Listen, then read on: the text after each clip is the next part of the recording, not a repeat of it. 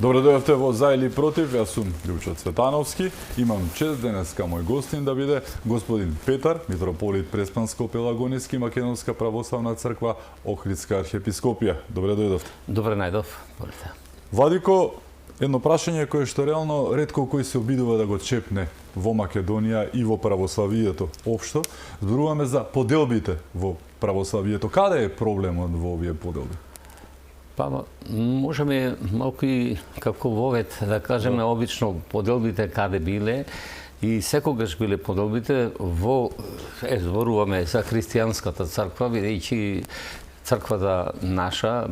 од почетокот именувана како христијанска е богооткриена вера и црква, бидејќи не некој друг, туку самиот Син Божи, Христос Спасителот, ни ја открил верата за постојањето на троичниот Бог по лица, еден по природа или по суштина, и секако таа е апостолска и соборна. Апостолска значи дадена им е на апостолите да ја проповедаат верата наша христијанска, православна, од Христа испратени за сите народи во светот,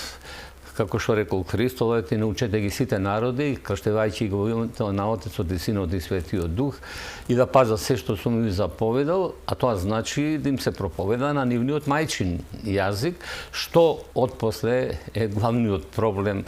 особено во времето на светите браќа Кирил и Методи, она именувана тријазична ерес, кога било забрането скоро да се проповеда верата, освен на трите јазици, еврејскиот, на грчкиот и на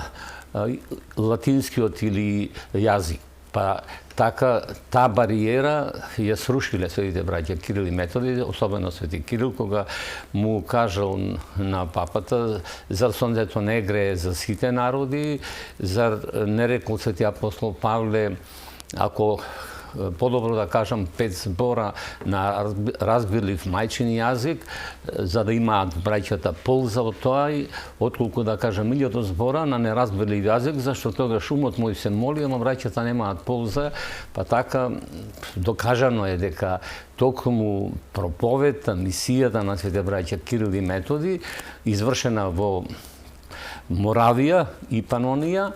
што ја продолжуваат свети Климент, нашиот патрон на црквата, вториот Павле, како што го нарекува него оној архиепископот на Охридски, и имено станува збор за тоа дека Словото Божје што го продолжиле светите браќа на Кирил и Методи, односно што го продолжиле учениците негови свети Климент и свети Наум, се расширило во сите словенски земји и денеска е факт дека христијанството, православието поточно речено, е 70 до 80% во православните земји од словенското потекло, јазично, за разлика од другите цркви кои се претежно како гркофонски познати и така натаму. Што значи, секогаш бил проблемот околу правилното учење. А секогаш кога ќе се случало да има грешки во учењето, се решавале на собори. Така, кога настанало недоразбирање помеѓу свети апостол Петар и Павле околу влегувањето во црквата Христова на оние многобожците кои не биле обрезани, бидејќи свети апостол Петар говорил дека пред нив кога било предразличниците можат без да се обрезат да влезат, а по друга прилика, кога бил пред евреите, рекол не може, и свикан бил првиот апостолски собор, 51-та година, и одлучено е дека многобожците можат да влегуваат во христијанската вера без да се обрезуваат. И од тогаш се смета дека црквата наша треба да ги решава проблемите соборно, а тоа значи на собори, почнувајќи од апостолскиот собор, а потоа кога се појавиле оние другите погрешни учења за Христовата природа во 4. век и во 5-тиот век кога имаме против Христа, па и иконоборството на последниот 7-тиот Вселенски собор се решавали исклучиво соборно, односно светите отци еднодушно и едногласно на соборите под наитие или слегување на Светиот Дух одлучували, затоа е кажано дека ако и ангел од небото ви соопшти нешто поинаку од она што ние одлучивме на соборите еднодушно и едногласно, да биде анатема, односно проклетство да биде. Сега се знае дека на тие собори, на првиот Вселенски собор се расправило за аријанството, потоа за духоборството е натаму исто учењето погрешно на Македонија и со ред, како што кажавме, на 7-тиот Вселенски собор било расправано за иконоборството, односно иконоборците не ги признавале иконите како свети предмети и се труделе на некој начин да ги испрлат од употреба во иконите од црквите, а од друга страна пак е покажано и докажано дека иконите не се идоли, туку се тоа предмети свети на кои се изразени ликовите на свидетелите, па и на Христа Спасителот, на Мајката Божја и така натаму, и тие се како еден вид прозорци за да се стигне во духовниот свет, или поточно речено преку иконите ние кога се поклонуваме на иконите се поклонуваме не на предметот, не на материјалот што е пред нас, не на сликата, туку се поклонуваме на оригиналот, а оригиналот е или Христос, Спасителот, Троичниот Бог Отецот, Синот и Светиот Дух и така натаму. И така доаѓа до проблемите кои пак се јавуваат подоцна покрај овие за Вселенските собори, кога веќе настанала она значајна поделба на црквата Христова во 1954 година помеѓу источната и западната црква. И тука се јавува како проблем неколку работи се, но суштината е околу учењето за папата, дека папата е над другите епископи и таму е тоа со една девиза кажано дека е тој викариус филии Деи, намесник на Синот Божји на земјата, додека останува во православната црква, во источната црква поточно, учењето за примус интер парес, прв меѓу еднаквите. Значи првиот епископ во една помесна црква или автокефална црква, а истото важи и за првиот во целото православие, се мисли на Константинополскиот или Цариградскиот патриарх и така натаму. Бидејќи полнотата на црквата не се гледа исклучиво во една помесна црква, па макар нека е таа и првата по чест во православието како што е Константинополската, туку полнотата на црквата се гледа во епархискиот архиереј епископот заедно со него или околу него собрани, значи верните чеда кои ја практикуваат православната апостолска соборна вера и црква, и тука е свештенството и монаштвото. Но за да се има контрола дека можело и се случувало некои од епископите да прават погрешни четвори во учењето и во дисциплината и во управувањето со имотите, биле организирани по примерот на самите општества, односно градовите прво, затоа и се викаат митрополи и метрополи, оние главните цркви, па кога завршил тој митрополитанскиот систем, се преминало на архиепископи и патриарси, како што биле првите 5 патриарши, начело со патриарсите, се мисли на Римската црква, а потоа втора по неа доаѓало од 4-тиот век, кога е веќе формирана Цариградската патриаршија или Константинополската, која го носи името по светиот цар Константин, кој дал слобода на црквата христијанска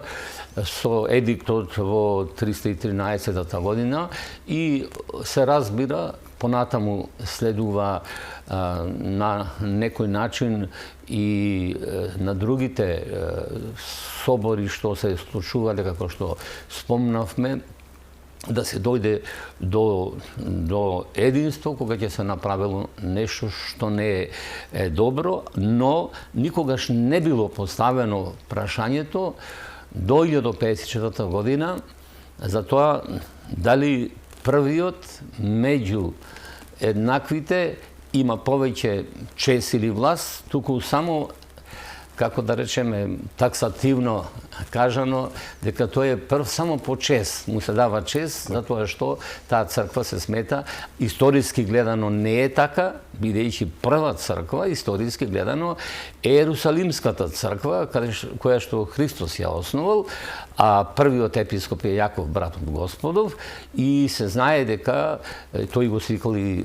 апостолскиот собор, и исто така ние пееме во една литургиска песна, трета на вечерната богослужба, воскресна, 8 глас, радуј се Сионе, значи Ерусалимска црква, света, Сионе свети, Сионе света црква, мајко на сите цркви, Божјо живеалиште. Тоа го пеат и луѓето, односно и свештените лица, и епископите, и верниците во црквата, на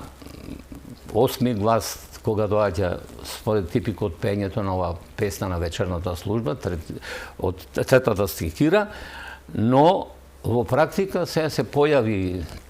некакво учење поинакво, во смисла дека црквата Ерусалимска, Константинополска не е таа што поред е таму каде што била, туку дека таа мајка на сите цркви. Не може да се каже дека е мајка на сите цркви, затоа што е помлада од оние кои историски пред неа биле поставени, но гледано од аспект дека таа била црква во времето на источното Римско царство или Ромејското царство, заради империјата, заради седиштето нејзино во Константинопол и Цариград, каде што всушност и било седиштето и на царот, и таа си добивала на углед затоа што се наоѓа во седиштето второто седиште на Римската империја, првото е Рим, а второто која го пренесол Свети цар Константин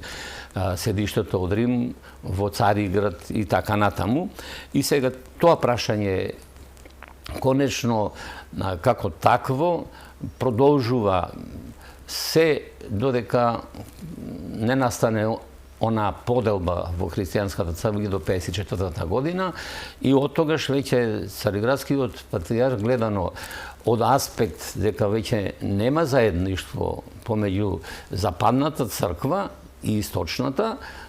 православната која се нарекува источната црква, се разбира дека станува веќе збор дека го гради полека својот авторитет, Константинополската црква, да се става малку и на другите цркви по времено, и особено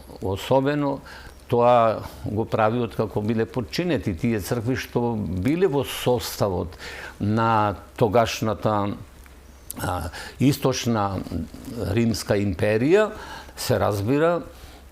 станува збор за црквите во Хераклеја, не нашата Линкест и Свобитола, туку она Хераклеја што е близу до Константинопол, до Цариград, и исто Ефеската црква, црквата во Понт и сите цркви потпанале под нејзино влијание. Остануваат оние цркви што биле претходно веќе познати како патриарши, како што е Александриската, Антиохиската, тука доаѓа Ерусалимската, која првично го имала името таа како прва црква, па заради политичкото губење, да речеме, авторитет политички, дошла на 5-то место и така натаму, и така натаму. И ете, сега тоа сето доаѓа до денешно време, кога во денешно време пак нешто слично се случува, од она што се случувало во 1954 година, кога Историјата се повторува, така? па се повторува на некој начин и тоа во смисла дека која црква е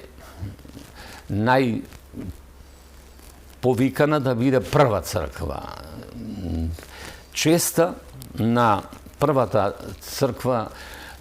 гледано според она што се случило во, како што спомнавме, во Источното царство е Цариградската патријаршија, но тогаш настанале известни проблеми околу давањето на автокефалноста, што и денеска е истиот проблем, имено во времето на Третиот Вселенски собор настанал еден проблем дали треба да остане црквата Кипарска како автокефална, што е основана од светиот Лазар Четиридневниот, што го воссезнал Христос, нашиот Бог и Спасител, кога сарацените, мислам дека се опрашање нападнале на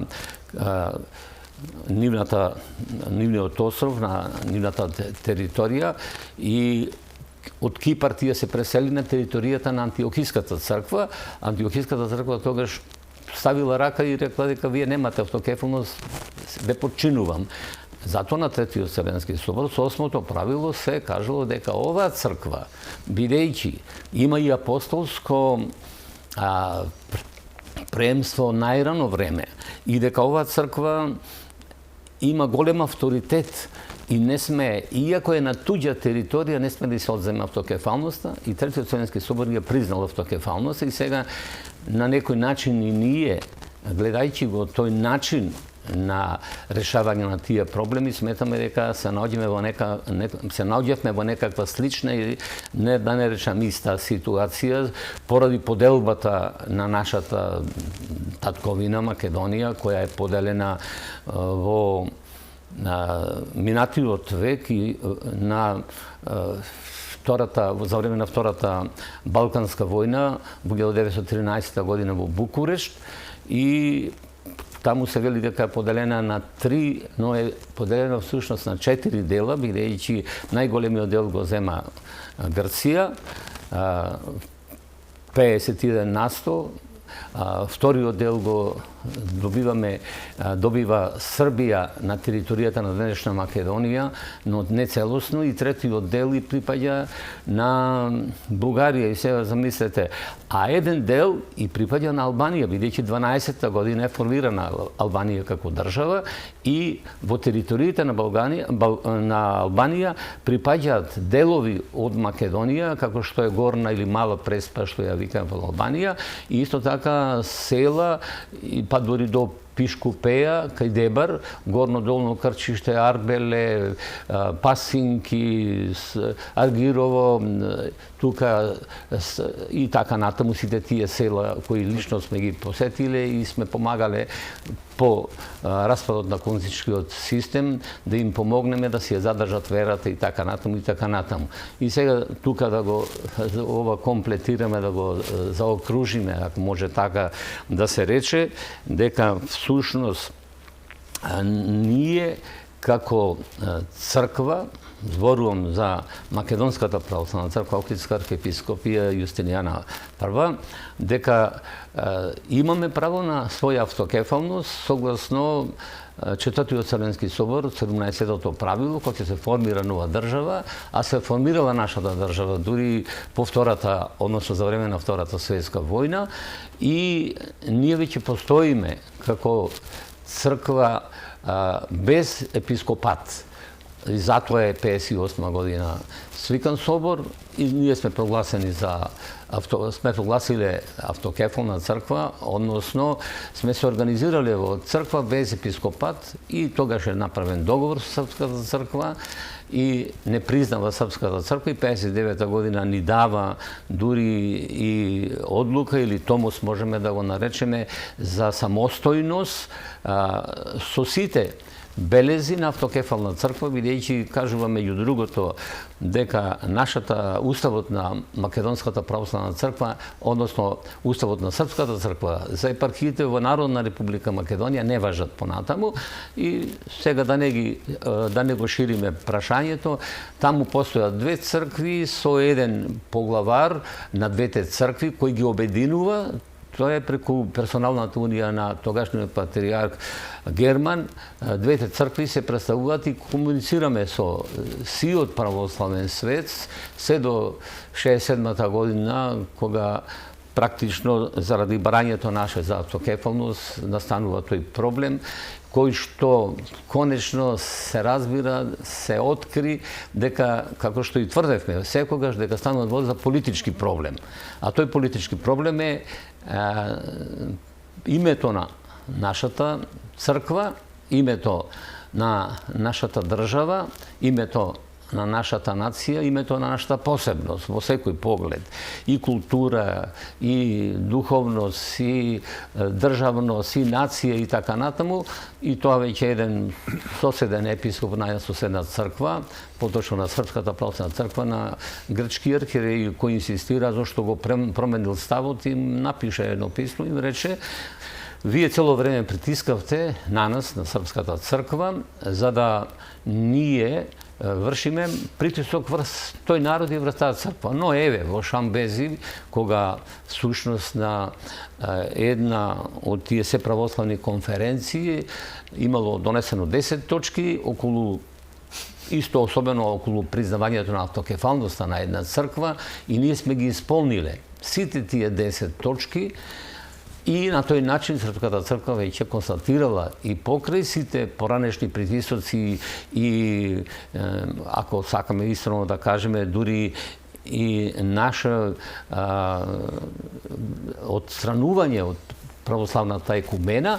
конечно не призна со уставното име и без никакво условување.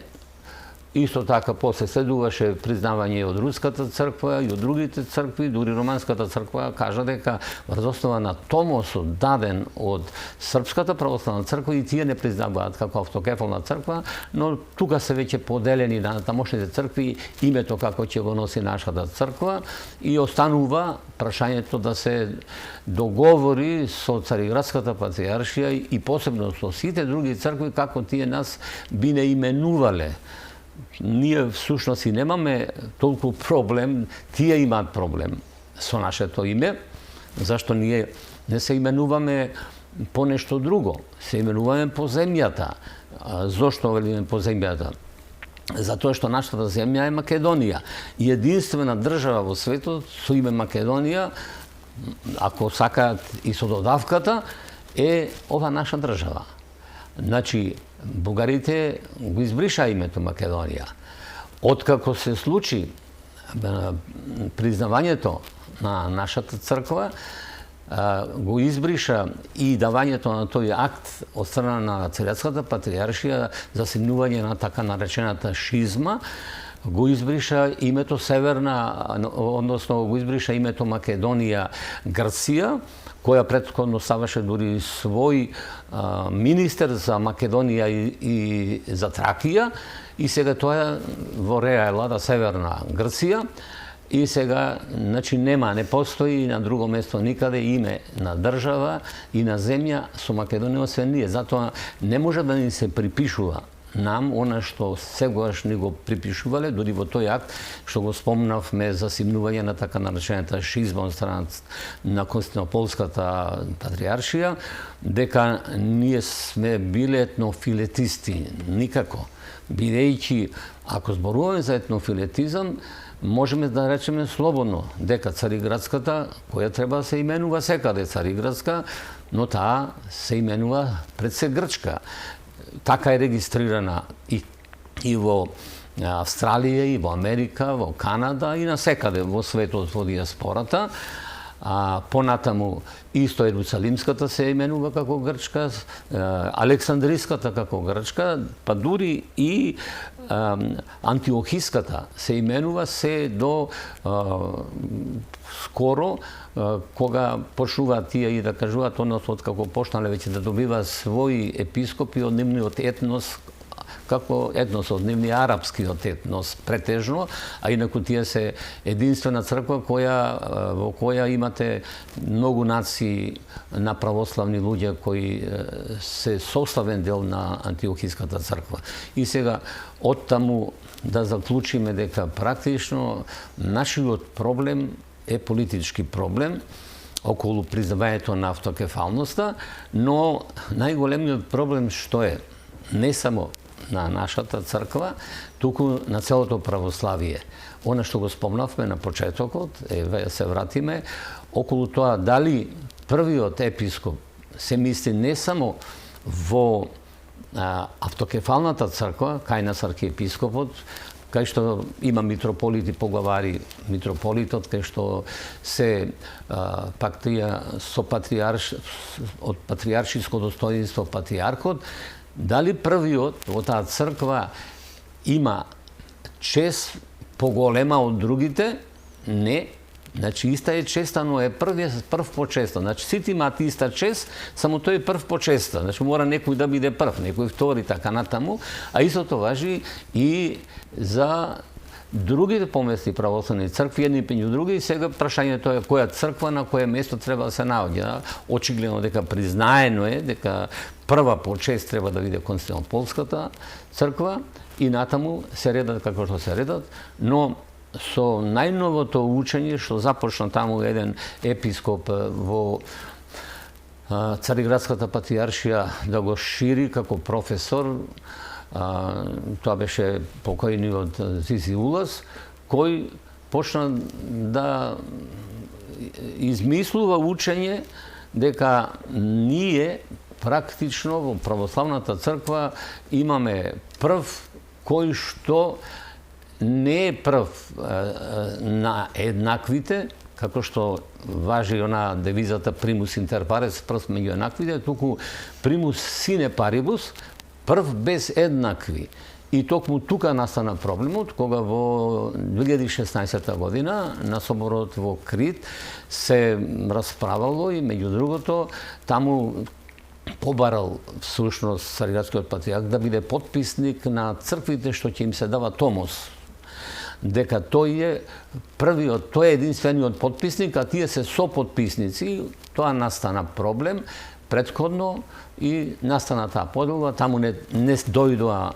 неколку представници на црквите, мислам на бугарската, на грузиската, на антиокиската, на руската, на српската, и стана проблем, бидејќи не е комплетен соборот, а треба еднодушно да се донесат одлуките на соборот, и ете од тука се разви ова, после следуваше признавањето на православната црква во Украина, кога 3-4 цркви се обединија, а ја исклучија она која што беше таму регистрирана и на сите позната како канонска црква, украинската, на која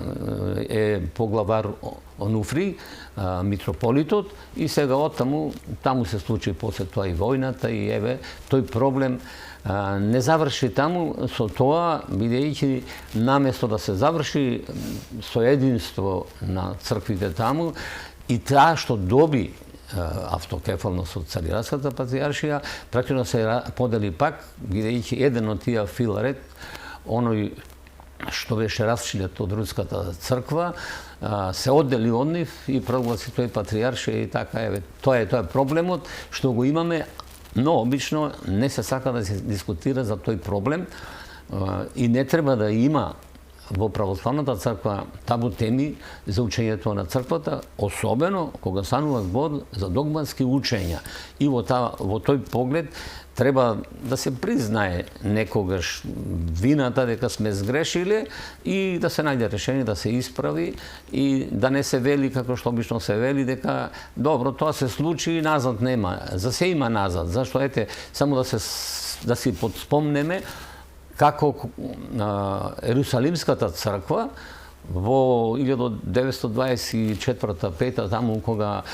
настана проблемот околу црквите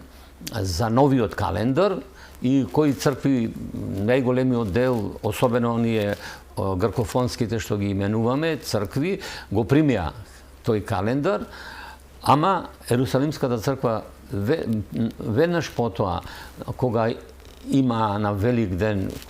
стегување на благодатниот оган или палење на благодатниот оган, не се случи тоа. И го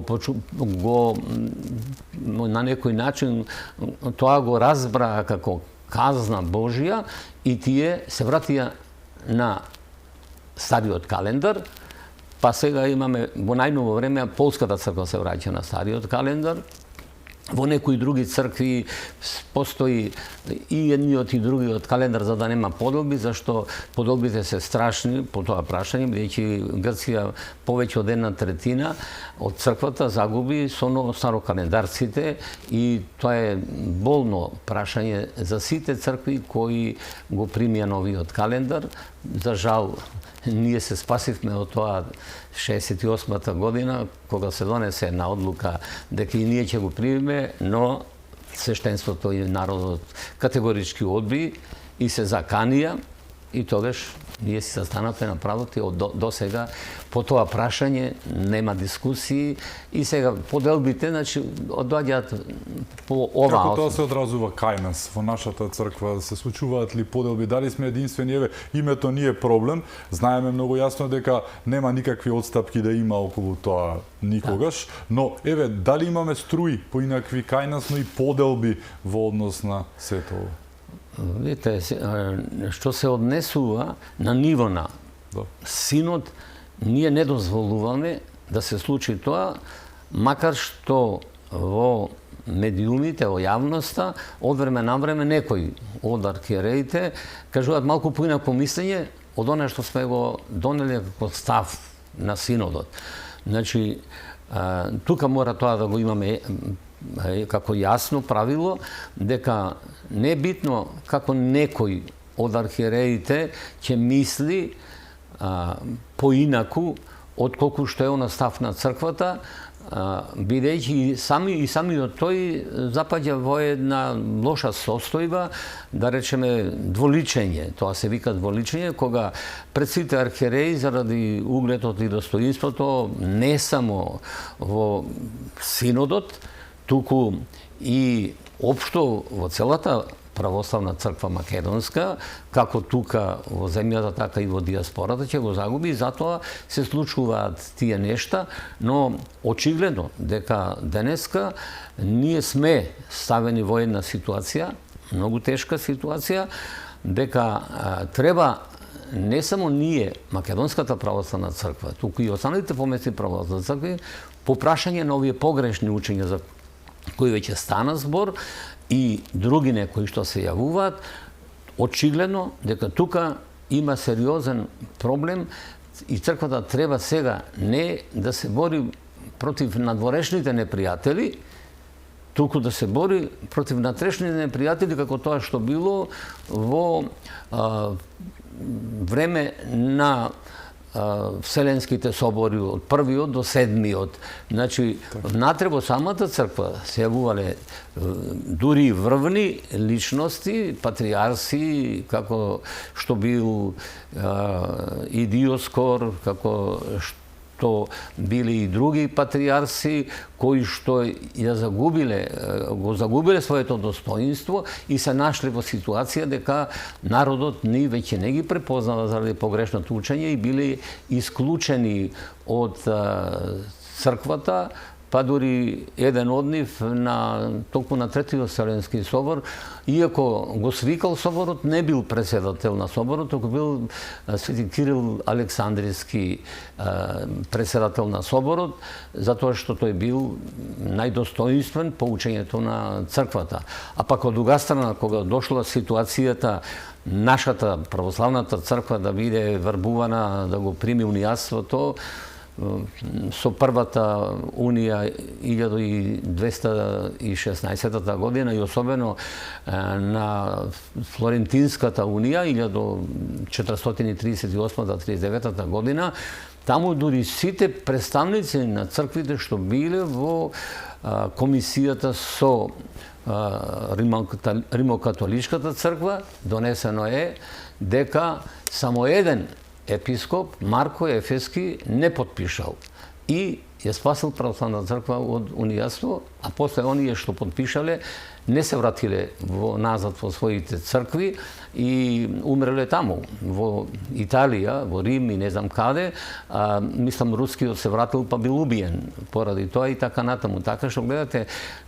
како тогаш, така и сега, битното што е? Да имаме ние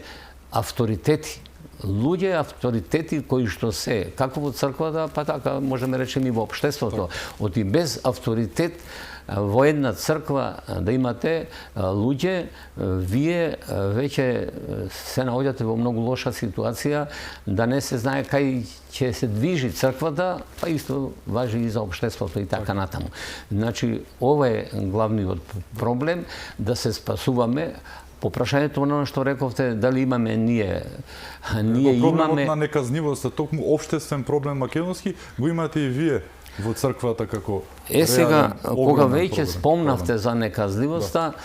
ние најголемиот проблем во нашата црква е неказнивоста. Исто како македонското општество. Па еве се поклопува по тоа прашање. По тоа прашање сме скоро исти. Да. Зошто? Ајде, во времето кога ние како црква немавме добиено автокефалија и донекаде се одбегнувало можеби да се стави на дневен ред некое погрешно учење или некои погрешни учења или исто така застранување понос на тоа дали ние сме автокефална црква или не сме, дали треба да примиме томос од мајката црква, во конкретниот случај Српската црква или не треба, дали треба само еден од Цариградската и така натаму. И сето тоа конечно не можеше да се разбере зошто не се поставува на дневен ред тие луѓе што така размислува и така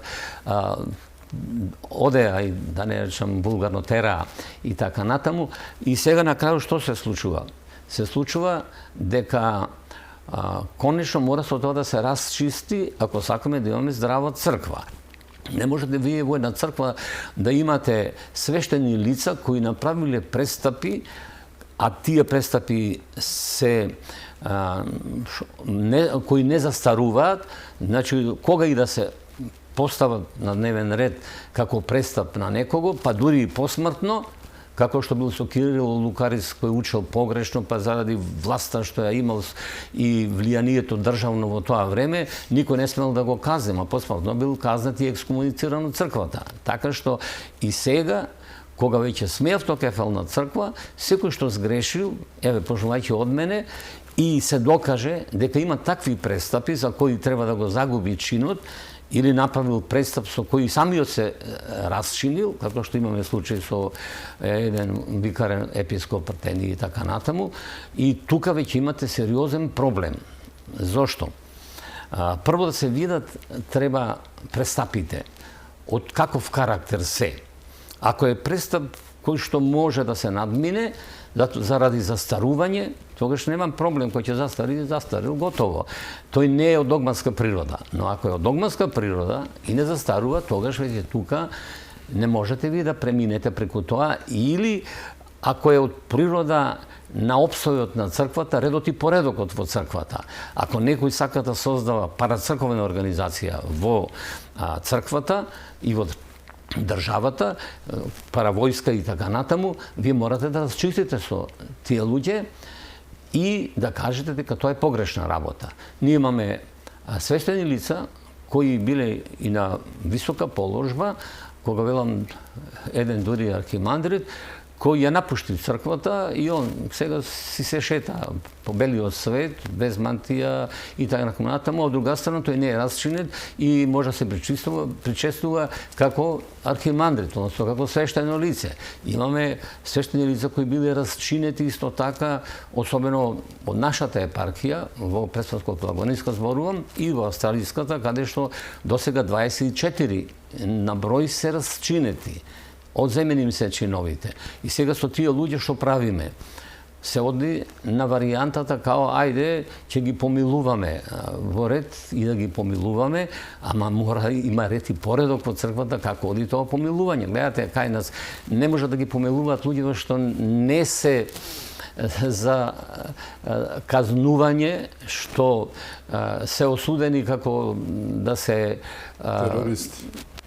Зборуваме за браќето од 27. Дека се за тероризам осудени, а тие всушност се борат луѓето за редот и поредокот во државата и за достоинството на државата, на нацијата и така натаму. Така и овдека имаме и сега што правиме сега со тие луѓе? Што е битното? Битното е прво за каков престап е расчинет свештеникот и ако тој е расчинет од првостепениот епархискиот црковен суд, тогаш нема му се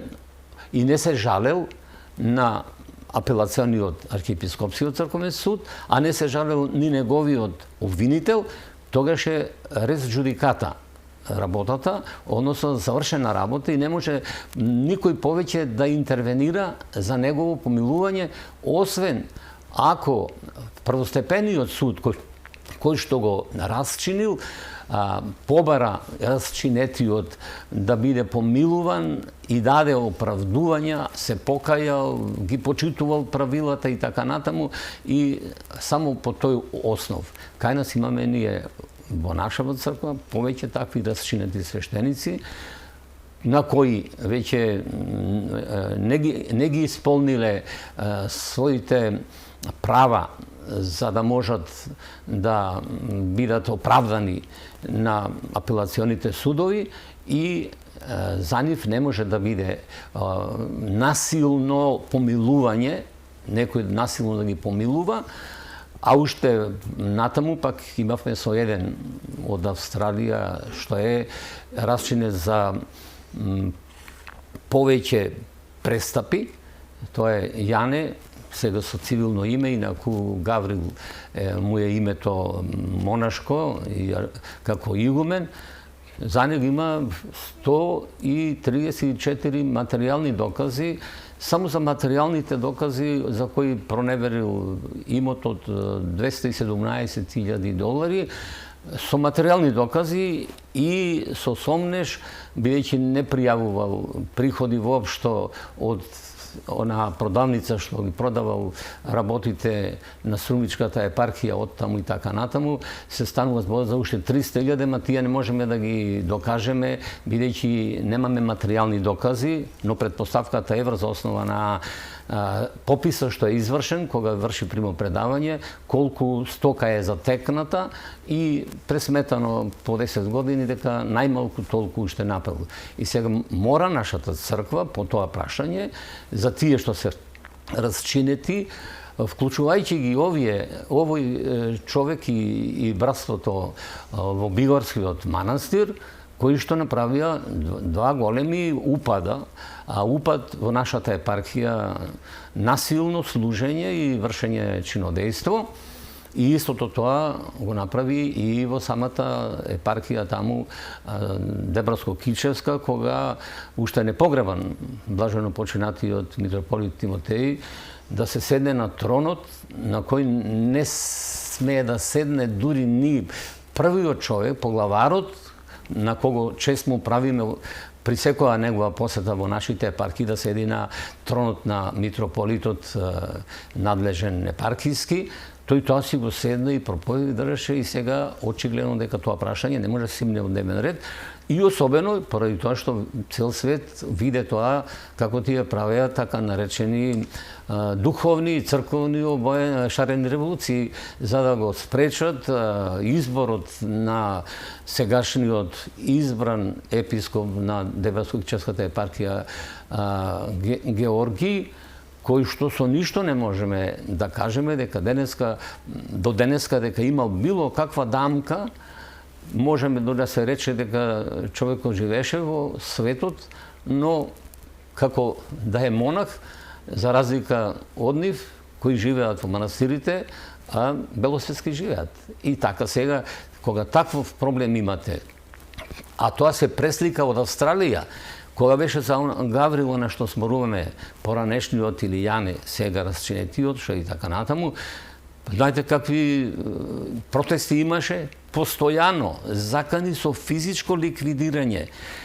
На Никодим архимандритот, сегашен, тогаш игумен, му беше пријавен човекот година дена, мораше се јавува по 2 пати во неделата на полицијата дека направил злодело, убил животни, односно гулаби, што нема никаква врска со вистината. И други некои работи, а знаете во Австралија за се. Мене ме апсеа. Таму после се докажа дека нема никаква вина за моето апсење, како што и овде ме апсеа, ако се сеќавате,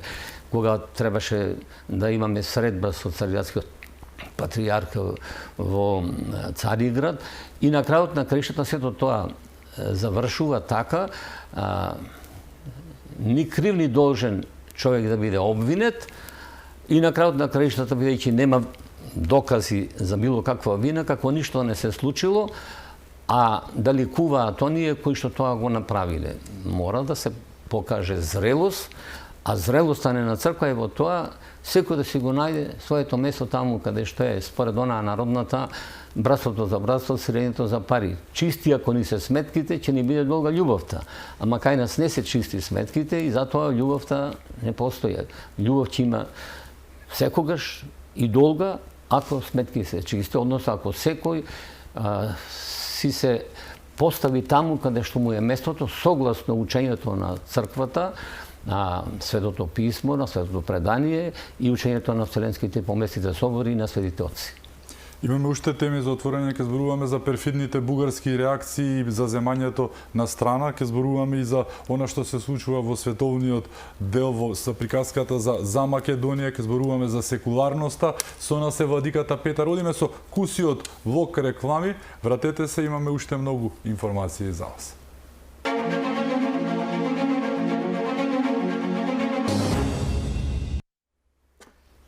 Се враќаме во За или против, мој гостин е владиката Петар. Владико, зборувавме во првиот дел за оно што се случува во Македонија, зборувавме и за погрешните учења, но и за создавањето на парацрковни организации. Па, сакам да нагласам дека оно што го спомнавме во првиот дел од ова наша емисија, дека да се направи парацрковна организација значи да се во една црква некој да биде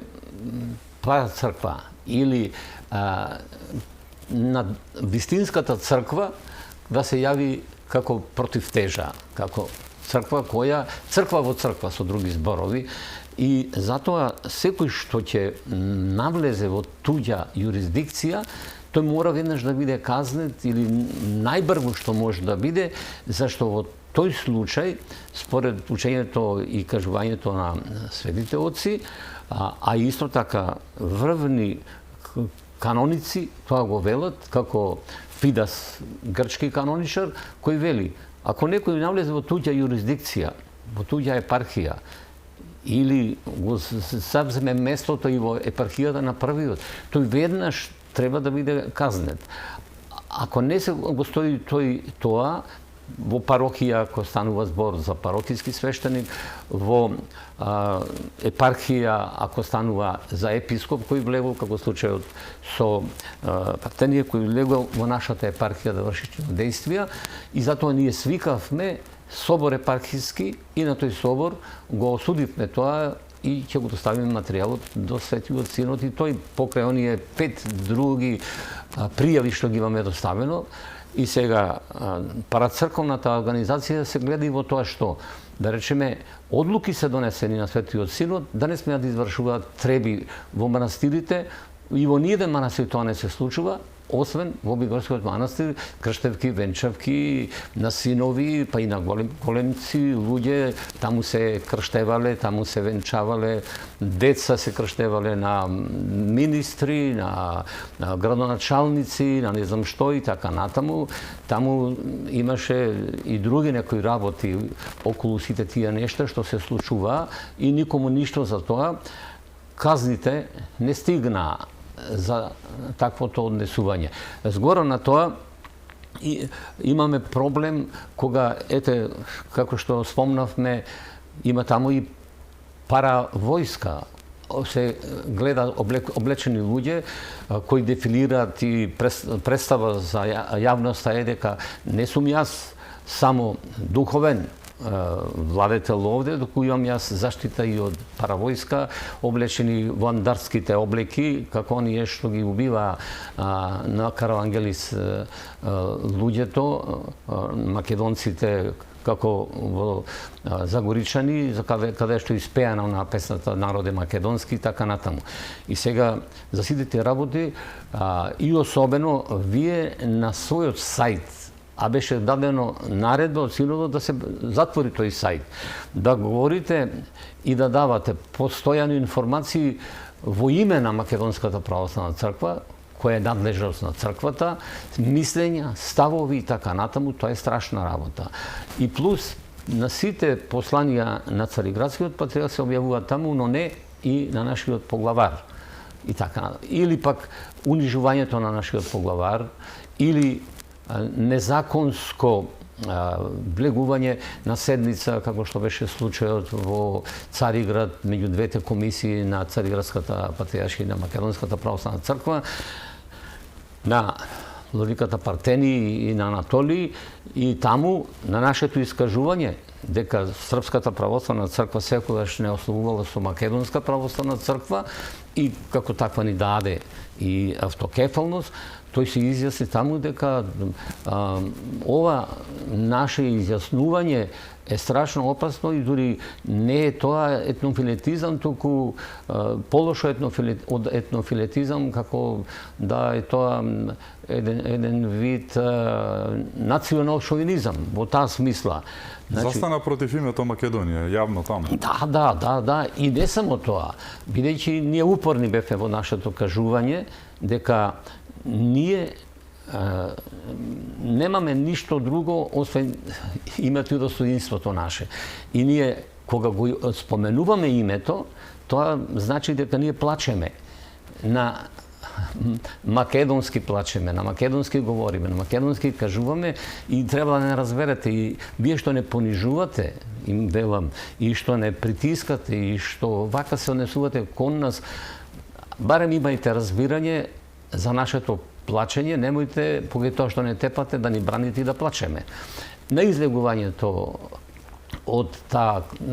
просторија каде што се водеше дискусијата, Анатолий најде за потребно јавно пред сите да каже дека вие, владико Петар, со вашите изјави направивте скандал,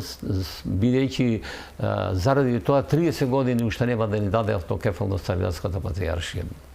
Дотаму се отиде работата, за сметка на тоа, пак на завршеното наше престојување таму, во еден минибус, во присуство на нашиот поглавар, митрополитот Тимотеј, епископот Климент и преведувачите што беа тука, и Даријан беше исто така, директорот на комисијата за верски прашања и така натаму. Пред сите нив јас му реков на Силимбрискиот владика Максим дека кој што студирал во Србија, ние завршиме со една парацрквена организација, кај нас во Македонија, ПОА, а нема да дозволиме Партени да направи нова парацрковна организација и ве молам на Сесветејшиот да му го пренесете ова. Пред сите, никој од присутните не направи забелешка, напротив, митрополитот Тимотеј и пред тоа рече, вика, треба да соберете, мене ми се обрати работи, материјали и треба да расчистиме ни еднаш за секојаш со епископот Партени, ама после под разни притисоци, не знам како, и заради мир во куќата, тоа не се реализира. И така, значи, гледано тој аспект, секаде се представуваат како тие да се единствената црква во Македонија, како доказ за тоа сите представници на Цариградската патриаршија или пратеници што беа тука, епископи праќани, дури и оној Кирил на Имврос и Тенедос што лукаво настапи на една телевизија наша тука, каде што го обезличуваше нашиот архиепископ дека бил само митрополит на патриархот Порфири и така натаму, и тоа снимано порано за отпосте да се даде интервјуто и да се направи скандал, невиден скандал и понижување на нашата црква, на нашиот архиепископ, и секогаш мешање во работите каде што не им е дозволено. Имено, нашата политика на разговори, или ајде наречеме со современ јазик црковна дипломатија, ја води синодот на нашата црква со комисијата која е за тоа определена, на чие чело сме ние, јас како председател на одделот за односи со другите цркви. И сега, секогаш сум бил, кога се во прашање луѓе од Цариградската патријаршија и од таа бранша таму, комплетно дезавуиран, а од друга страна пак некој од нив како Бобан што ги пренесувал сите тие работи до Партенија на Цариградскиот патријарх, а Цариградскиот патријарх мораше дури во една своја проповед на Духов ден, втор ден во Цариград, во Таксим, да каже дека симнувањето на шизмата било дело на Партени, а јас тврдам дека делото на Партение во врска со симнувањето на шизмата е трите услови поставени на нашата црква, што биде ветувани од него таму, дека ќе успее тој да го направи тоа, а тоа е дека нашата црква треба да се вика само Охридска, не смееме да употребуваме македонска и било каква и Македонија изведенка од тоа, и третото дека диаспората треба да им ја дадеме, иако ние ставивме услов да нема присуство и учество на свештени лица на заедничката богослужба од ПЦУ, Православна црква во Украина, што е признатие. Отпосле ни се дава и тој четврти, како да го наречеме, ни се дава четврти услов дека ние треба да ја признаеме и таа црква ако сакаме да одиме тоносот од Цариградската патријаршија, што ние не се противиме и ние велиме дека Цариградската патријаршија би било убаво да ни даде томос само без никакви условувања. Слушајќи ве вас, се подсетувам на Григор Прличев, лицем светци, а нели поинаку волци некои ќе да бидат. Но еве, живееме во свет како што живееме, какови се вашите односи со власт? Дали се почитува секуларноста на државата или има мешање? Јас искрен да бидам дека ние во последниве години и конкретно кога сегашната власт што е на власт, ние во ништо не ни се смешава на актуелната власт во врска со прашањето од црковен карактер. Ние секогаш имаме и мора да имаме заеднички интереси на црквата и на власта, на државата, ама тие мора да видат во она што е заеднички интерес. Културата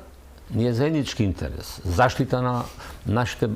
нашето културно богатство, тоа е заеднички интерес. При нашата посебност како народ, како нација ни е заедничка и тоа, но не и мешање во внатрешните работи, а тоа значи не мешање кој ќе биде владика и кој ќе биде, не знам, митрополит и така натаму, туку исклучиво да се почитува тоа, а мислам дека некаде беше кажано од страна на сегашниот премиер дека тие го гледаат нападот во македонската црква како да е напад и на државата и така натаму. Но и ние по прашањето од заедничките интереси, кажувам, а не од посебните интереси политички, така натаму, истото го сметаме дека нападот и врз државата, ако е во прашање нацијата, ако е во прашање идентитетот, ако е во прашање, што да кажеме, културата наша, исто така ќе кажеме дека подеднакво ги поддржуваме нив и тие мора нас да не поддржуваат исклучиво само во заедничките, но не во посебните интереси. Посебни интереси се внатрешните работи на црквата и внатрешните работи на државата. Еден вид на секуларна симбиоза, сепак едни со други, но Па ние одделено. секуларна симбиоза, малку е тоа испреплетено, зашто секуларизмот подразбира посветоначување на светите работи. Так. Да ги посветовначите, тоа значи светите работи да ги направите да се световни. А ние ниту тоа дозволуваме, ниту пак сакаме такво нешто да ни се случи. Ви благодарам што бевте мој гост. Благодарам и јас на поканата да бидам гостин на вашата телевизија. Ми беше чест. Ви благодарам и вам што бевте со нас, да сте ни живи и здрави и секако чувајте се многу.